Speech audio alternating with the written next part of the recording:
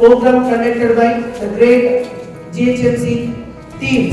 So now we are going to respected GHMC head.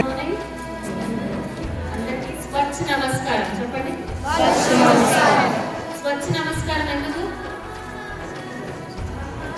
మనం స్వచ్ఛంగా ఉండడానిక, మన సమాజం మన చుట్టూ పరిసరాలు స్వచ్ఛంగా ఉండడానిక. గట్టిగా స్వచ్ఛ నమస్కారం గట్టిగా వచ్చింది, ఎస్ గట్టిగా రావట్లేదు. ఎందుకు మనం నీట్ గా ఉండాలి, హైజీన్ గా ఎందుకు ఉండాలి?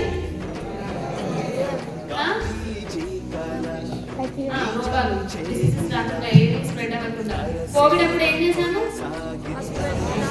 ఎన్నిసార్లు అంటే అన్నిసార్లు చేతి పడుతున్నాను. హైజీన్ కి ప్రయారిటీ ఇచ్చాను. అది వస్తుందేమో, స్ప్రెడ్ అయిపోతుందేమో, మన ఇంట్లో వాళ్ళకి వస్తుందేమో అని. అవునా? చాలా సార్లు చేయగలుగుతున్నాము, నీట్ గా ఉన్నాము, మన పరిసరాలు నీట్ గా ఉంచుకున్నాము. సో అది ఓన్లీ కోవిడ్ కే వర్తిస్తుందా? ఎప్పుడు ఉండాలి అట్లానే. ఎల్కేజీ యూకేజీ ఫస్ట్ క్లాస్ నుంచి నేర్చుకుంటున్నాం hygiene hygiene hygiene hygiene hygiene అని. క్లీన్లీనెస్ ఈజ్ గాడ్లీనెస్ ఇదంతా ఉంది కదా మనకి. సో ఇప్పుడు జిహెచ్ఎంసీ వాళ్ళు ఎందుకు వచ్చారు? Greater Hyderabad municipal corporation. విన్నారా? జిహెచ్ఎంసీ అంతకుముందు వచ్చారా మా టీం ఎవరైనా? గ్రేటర్ హైదరాబాద్ మున్సిపల్ కార్పొరేషన్ ఎందుకు వచ్చామంటే మంత్నిలో పిల్లలు చాలా మోటివేటెడ్ ఉన్నారని మాకు తెలిసింది. గవర్నమెంట్, తెలంగాణ గవర్నమెంట్ కి తెలిసింది ఏంటంటే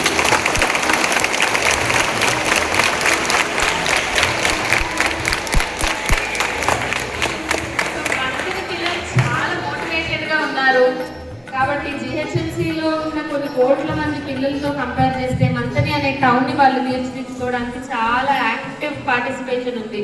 ఇంటికి వెళ్ళి నాన్న ఈ ప్లాస్టిక్ కొనుక్కురాకు, మన ఫ్రూట్స్ డే మేము మంచిగా తింటాం, బనానాస్ ఆపిల్స్ అన్ని తీసుకురా, కానీ ఈ తక్కువ మైక్రాన్స్ పల్చటి ప్లాస్టిక్ ఏదైతే రీసైక్లింగ్ కి పనికిరాదో అలాంటి ప్లాస్టిక్ తేవద్దు నాన్న అని చెప్పడంలో మీరు ముందుంటారండి. Yes or no? అమ్మకి ఏం చెప్తారు ఇంటికి వెళ్ళి? ఇంట్లో కట్ చేసిన కూరగాయలు, వెజిటేబుల్ పీల్స్, ఈ ఫ్రూట్ పీల్స్ మేము తిని బాక్స్ లో మిగిల్చుకొచ్చిన అన్నము ఇలాంటివన్నీ ఓ ప్లాస్టిక్ కవర్ లో కట్టి అట్లా స్టైల్ గా ఇసిరేయకమ్మా, ఇవన్నీ కలపకూడదు. ప్లాస్టిక్ ని డ్రై వేస్ట్ అంటారు. ప్లాస్టిక్, పేపర్, కార్డ్బోర్డ్ ఇవన్నీ మళ్ళీ రీసైకిల్ చేసుకోవచ్చు. అవునా? ఎంతమందికి తెలుసు ఇవన్నీ రీసైక్లబుల్స్ అని? ఇదంతా హై స్కూల్ కదా. రీసైక్లబుల్స్ అని ఎంతమందికి తెలుసు? డ్రై వేస్ట్, వెట్ వేస్ట్ అనేది ఎప్పుడు విన్నారా? చేయి లేపడానికి ఎందుకు జిమ్ ఎక్కువ చేస్తున్నారా? మంత్రి పిల్లలంతా చేయి లేపడానికి కూడా లేదు ఇంట్రెస్ట్. ఎంతమందికి తెలుసు డ్రై వేస్ట్, వెట్ వేస్ట్ అంటే ఏంటని? మాట్లాడుకుంటున్నారు, తెలుసా తెలీదా? Yes or no? Very good. So dry waste అంటే ఏంటి? Plastic, paper, cardboard, bottles, glass, metals ఇవన్నీ రీసైకిల్ అవుతాయి. ఇందాకే విన్నాను, పాత సామాన్లు ఆటో ఆయన వచ్చి మైక్ పెట్టి తింటా ఉన్నాడు కాలనీలలో. వింటారా పొద్దునే స్కూల్కి వచ్చేటప్పుడు? సో ఎందుకు అది? Why is he doing that business? Because waste is not waste, it is wealth. Waste is wealth. దాంట్లో నుండి డబ్బులు వస్తున్నాయని. That's why he's a scrap dealer. So అట్లానే వెట్ వేస్ట్ నుంచి కూడా మనం ఇంట్లో కాంపోస్ట్ తయారు చేసుకోవచ్చు. అది ఎలా అని చూడండి. అందరూ యూట్యూబ్లు, వీడియోలు, ఫోన్ బాగా వాడుతున్నారా? ఇంటికి వెళ్ళాక లేదు. ఓకే. ఇక్కడ హాస్టల్లో స్టే చేసే వాళ్ళు ఉన్నారా?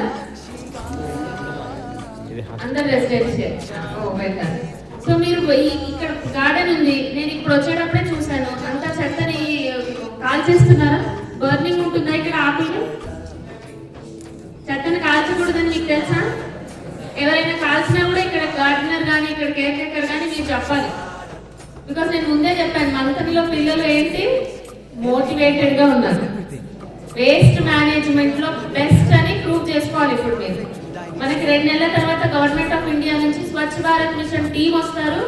అప్పుడు మేము రాము, ఈ స్కూల్కే వస్తారు. ఫస్ట్ మిమ్మల్ని అడుగుతారు, ర్యాండమ్ గా అడుగుతారు ఎవరిని, వెట్ వేస్ట్ అంటే ఏంటి, డ్రై వేస్ట్ అంటే ఏంటి, మీరు డ్రై వేస్ట్ ఏం చేస్తున్నారు, వెట్ వేస్ట్ ఏం చేస్తున్నారు. బర్నింగ్, ఓపెన్ బర్నింగ్ చేయడం వల్ల ఏమవుతుంది? పొల్యూషన్ అవుతుందా? Air pollution. సో చెత్తని కాల్చకూడదు అన్నది మీకు తెలుసా? సో ఇదంతా అడుగుతారు. సో మీరు అందుకే వేస్ట్ మేనేజ్మెంట్ గురించి తెలుసుకోవడంలో ముందుండండి. అట్లానే మీ పేరెంట్స్ ని, మీకు తెలిసిన వాళ్ళందరినీ మోటివేట్ చేయండి. ఎస్, పిల్లలు చెప్తే వినని పేరెంట్స్ ఇట్లా కాదమ్మా మాకు స్కూల్లో టీచర్ చెప్పారు, లేదంటే గవర్నమెంట్ ఆఫ్ ఇండియా నుంచి పలానా వాళ్ళు వచ్చారు, మేము డెఫినెట్గా ఇది చేయాలి, సపరేట్ చేయాలి, నువ్వు 2 డబ్బాలు పెట్టుకో, కిచెన్ వేస్ట్ అంతా ఒక డబ్బా, రీసైక్లబుల్స్ అన్ని ఒక డబ్బా అని చెప్తే వినని వాళ్ళు ఉంటారా? అలా చేయడం వల్ల ఏమవుతుంది అల్టిమేట్ గా తర్వాత జనరేషన్స్ కి మనం ఒక fresh water, pollution free environment ఇస్తాం. పొల్యూషన్ లేని భూమిని మనం వాళ్ళకి ఇస్తాం తర్వాత జనరేషన్ కి. లేదంటే ఇక్కడ చాలా ఆవులు, కుక్కలు అవన్నీ తింటూ ఉంటాయి ప్లాస్టిక్ అదంతా. దానివల్ల వాటి బాడీలోకి వెళ్ళిపోతుంది కదా ప్లాస్టిక్ అంతా. ఆ మైక్రో ప్లాస్టిక్స్ వల్ల క్యాన్సర్స్, మళ్ళీ అవే పాలు మనం తాగుతున్నాము. అదంతా ఒక లైఫ్ సైకిల్. అవునా? మీరు సైన్స్ లో నేర్చుకుంటున్నారా? Web chain, food chain. So అట్లానే ఈ ఫుడ్ చైన్ లో కూడా మనం ప్లాస్టిక్ కలపకుండా ఉండాలంటే ప్లాస్టిక్ ఫ్రీ ఇండియాగా మార్చాలి. సో దానికి మీరే ముఖ్యం, మీ హెల్పే అవసరం. ఇక్కడ 5 మంది, నేను ఇంటింటికి వెళ్ళి తిరిగితే మా అంటే ఒక 10 మంది డోర్ కొట్టే తీస్తారు. బట్ ఒక స్కూల్కి వస్తే నా టార్గెట్ గ్రూప్ ఎంతమంది? 550 స్టూడెంట్సా? సో ఈ 550 ఫ్యామిలీస్ ని నేను ఒక స్పీచ్ తో మీకు తెలిసేలా చేశానా? సో మీ బాధ్యత చాలా పెద్దది వేస్ట్ మేనేజ్మెంట్ లో అని మీకు అర్థమైందా? So let's clap for your self.